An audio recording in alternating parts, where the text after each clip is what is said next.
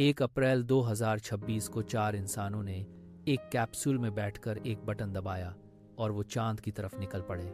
6 दिन तक वो इतनी दूर गए जितनी दूर कोई इंसान पिछले 56 सालों में नहीं गया था, और आज वो वापस आ रहे हैं। यह है आर्टेमिस 2 की कहानी, और मैं आपको बताऊंगा कि यह मिशन सिर्फ स्पेस ट्रैवल नहीं है, यह इंसानियत की सबसे बड़ी उपलब्धियों में से एक है। आखिरी बार इंसान चांद के पास कब गया था? दिसंबर 1972। अपोलो 17। जीन सर्नन नाम के एस्ट्रोनॉट ने चांद की सतह पर अपने पैर रखे और फिर वापस आ गए।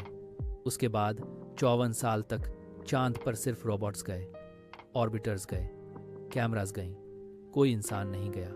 लेकिन 1 अप्रैल 2026 को यह सब बदल गया। 4 लोग, Reid Wiseman, Victor Glover, Christina Koch और कनाडा के जेरेमी हैंसन, एक स्पेसक्राफ्ट में बैठे जिसका नाम है ओरायन, और वो निकल पड़े चांद की तरफ। यह कोई साधारण मिशन नहीं था, यह था ह्यूमैनिटी का सबसे बड़ा रिहर्सल चांद पर वापस जाने से पहले। तो आर्टेमिस 2 ने किया क्या एग्जैक्टली? इस मिशन का एक मेन काम था ओरायन स्पेसक्राफ्ट को रियल क्रू के साथ टेस्ट करना, डीप स्पेस में, चांद के पास, और सुरक्षित वापस लाना। कोई लैंडिंग नहीं, कोई मून वॉक नहीं, सिर्फ टेस्ट।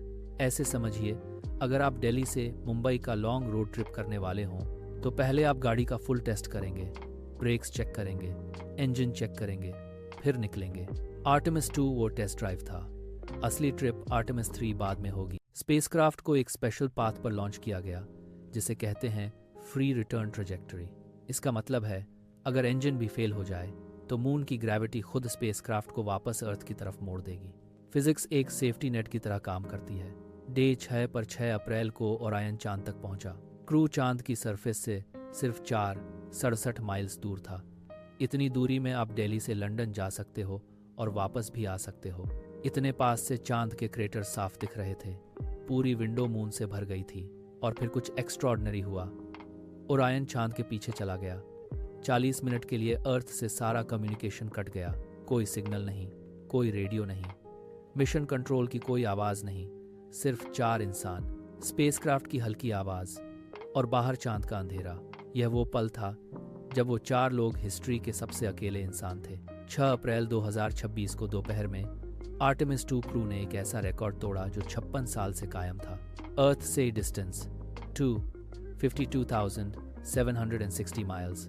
यह अपोलो 13 के रिकॉर्ड से 411 मील ज़्यादा था। अब अपोलो 13 का रिकॉर्ड कैसे बना था वो भी सुनिए। 1970 में अपोलो 13 मिशन के दौरान एक ऑक्सीजन टैंक में एक्सप्लोजन हुआ। एस्ट्रोनॉट्स की जान खतरे में थी और उन्हें बचाने का एकमात्र रास्ता था मून के चारों तरफ लूप लगाओ और सीधे वापस आ जाओ। वो रिकॉर्ड एक एक्सीडेंट में बना था, एक इमरजेंसी में। आर्टेमिस 2 ने वो रिकॉर्ड डिलिबरेटली तोड़ा, कॉन्फिडेंटली, सब कुछ परफेक्टली काम करते हुए। और इसी दौरान एक चीज़ हुई जो शायद आपने किसी न्यूज़ में नहीं सुनी। चांद ने सूरज को ढक लिया। क्रू की आंखों के सामने मून इतना बड़ा था कि उसने पूरे सन को ब्लॉक कर दिया।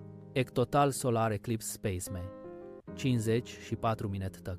सन का कोरोना, उसकी आउटर लेयर मून के किनारे से एक ग्लोइंग हेलो की तरह दिख रही थी। वो स्टार्स दिख रहे थे जो नॉर्मली सनलाइट में छुप जाते हैं। फिर उन्होंने देखा अर्थराइज जैसे अपोलो 8 में देखा गया था, लेकिन इस बार 4K में। उन्होंने मून के फार साइड की फोटोज लीं जो डायरेक्टली किसी ह्यूमन आई ने पहले नहीं देखी थी। और एक एस्ट्रोनॉट ने जीरो ग्रेविटी में कैमरा के सामने बात किया, क्योंकि इतिहास के सबसे बड़े मिशन में भी इंसान ही रहता है। अब बात करते हैं उस मशीन की जिसने यह सब पॉसिबल बनाया, ओरायन स्पेसक्राफ्ट। 1960s में जो अपोलो कैप्सूल मून पर गया था, उसमें जो कंप्यूटर था वो आज के बेसिक कैलकुलेटर से भी कमज़ोर था। ओरायन को ग्राउंड अप रीबिल्ड किया गया है 21वीं सदी के लिए। अपोलो कैप्सूल से यह 50% बड़ा है। इसमें 4 क्रू मेंबर्स के लिए 21 दिन तक का लाइफ सपोर्ट है। इसका सर्विस मॉड्यूल जो पावर और प्रोपल्शन देता है, यूरोपियन स्पेस एजेंसी ने बनाया है। यह सिर्फ अमेरिका का मिशन नहीं है, यह पूरी दुनिया का मिशन है।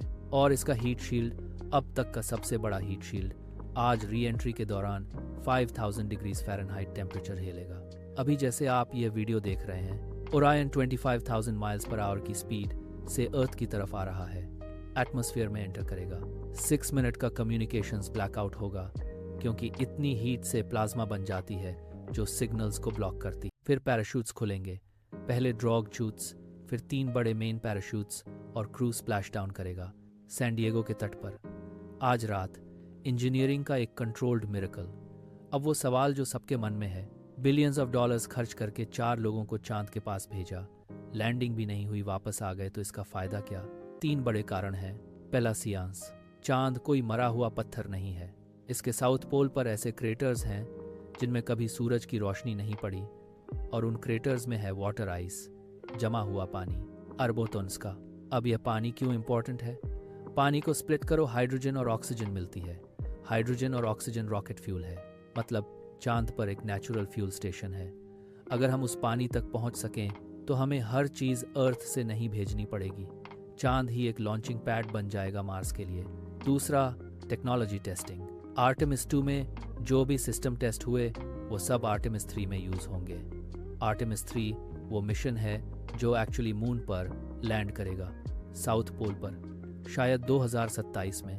और आर्टेमिस 3 की सीक मार्स मिशन की नींव बनेगी। चांद डेस्टिनेशन नहीं है, चांद ट्रेनिंग ग्राउंड है। तीसरा, जियोपॉलिटिक्स। चाइना ने पब्लिकली कहा है कि वो 2030 से पहले मून पर लैंड करेगा। रशिया, जापान, इंडिया, सबके लूनर प्रोग्राम्स हैं। जो देश मून पर पहले परमानेंट बेस बना लेगा वो 21वीं सदी की स्पेस रेस जीत जाएगा। नासा का गोल साफ है, सिर्फ लैंड करना नहीं, मून बेस बनाना परमानेंटली। आर्टेमिस 2 सिर्फ टेस्ट फ्लाइट नहीं था, यह एक डिक्लेरेशन था। लेकिन इंजीनियरिंग और पॉलिटिक्स से परे यहाँ एक ह्यूमन स्टोरी भी है जो मुझे लगता है सबसे ज़रूरी है। रीड वाइजमैन एक नेवी टेस्ट पायलट, ISS पर 165 दिन गुजारे हैं। जब कुछ गलत होता है यह आदमी शांत रहता है, क्योंकि उसे पता है गलतियां होती हैं और उसके लिए ही ट्रेनिंग होती है। Victor Glover F-18 fighter pilot, ISS पर 167 दिन, और 6 अप्रैल 2026 को वो बने हिस्ट्री के सबसे दूर जाने वाले ब्लैक एस्ट्रोनॉट। एक देश में जहां 60 साल पहले ब्लैक अमेरिकन्स को नासा की सेग्रीगेटेड फैसिलिटीज से बाहर रखा जाता था, विक्टर ग्लवर ने चांद के चारों तरफ चक्कर लगाया। क्रिस्टीना कोश स्पेस में 328 दिन बिताने का विमेंस रिकॉर्ड उनके नाम है, और आर्टेमिस 2 के साथ वो बनी पहली महिला जो लो अर्थ ऑर्बिट से आगे गई। जब उन्होंने उस विंडो से मून को देखा, वो नज़ारा हिस्ट्री में किसी महिला ने पहले नहीं देखा था। जेरेमी हैंसन कनाडा से, पहले नॉन अमेरिकन जो मून के पास गए। जब उन्होंने अर्थ को छोटा होते देखा, वो सिर्फ कनाडा को रिप्रेजेंट नहीं कर रहे थे, वो हम सबको रिप्रेजेंट कर रहे थे। यह चारों 3 साल से साथ ट्रेन कर रहे थे, सिमुलेटर्स में, इमरजेंसी ड्रिल्स में, क्रैम्प्ड स्पेसेस में। यह सिर्फ कॉलीग्स नहीं है, यह एक फैमिली है। और 9 अप्रैल को वापसी के रास्ते पर कैमराज ने कुछ कैप्चर किया। स्पेस एक्सप्लोरेशन 2026 में ऐसा दिखता है, कोल्ड नहीं, रोबोटिक नहीं। तो आज के स्प्लैशडाउन के बाद क्या होगा? आर्टेमिस 2 का डाटा, हर सेंसर रीडिंग, हर सिस्टम रिपोर्ट, हर क्रू ऑब्जर्वेशन सब एनालाइज होगा, और वो सब आर्टेमिस 3 के डिज़ाइन में जाएगा। आर्टेमिस 3 वो मिशन है जो एक्चुअली लैंड करेगा मून के साउथ पोल पर। पहली बार 54 सालों में इंसान के पैर चांद की मिट्टी पर पड़ेंगे, और उनमें से एक पेयर ऑफ फुटप्रिंट्स एक महिला की होंगी। उसके बाद आर्टेमिस VI, लूनार गेटवे, एक स्पेस स्टेशन मून की ऑर्बिट में, फिर मून बेस, और फिर 2030s में मार्स का आर्किटेक्चर। हम अभी इसी मोमेंट में उस चैप्टर की शुरुआत में हैं जब इंसान एक प्लैनेट का जीव नहीं रहेगा। यह साइंस फिक्शन नहीं है, यह नासा का बजट लाइन है, यह एक मिशन प्लान है। यह 4 एस्ट्रोनॉट्स हैं जो आज पैसिफिक ओशन में स्प्लैश डाउन करने वाले हैं। 3 अप्रैल 2026 को मिशन के तीसरे दिन रीड वाइजमैन ने एक फ़ोटो ली ओरायन की राउंड विंडो से। नासा ने उस फोटो के साथ लिखा, एक पल के लिए रुकिए, आर्टेमिस 2 क्रू के साथ जब वो हमारे घर को देख रहे हैं। ये हम हैं, एक साथ उन एस्ट्रोनॉट्स की तरफ देखते हुए जो पूरी इंसानियत के लिए चांद की तरफ जा रहे हैं। पूरी इंसानियत के लिए, किसी एक देश के लिए नहीं, किसी एक एजेंसी के लिए नहीं, हम सब के लिए।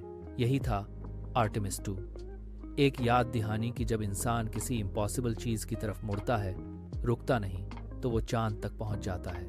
हमने पहले किया था और आज हमने फिर किया। अगर इस वीडियो ने आपको कुछ फील कराया तो इसे किसी के साथ शेयर करें। यह स्टोरी सुनाई जानी चाहिए। मिलते हैं अगले वीडियो में।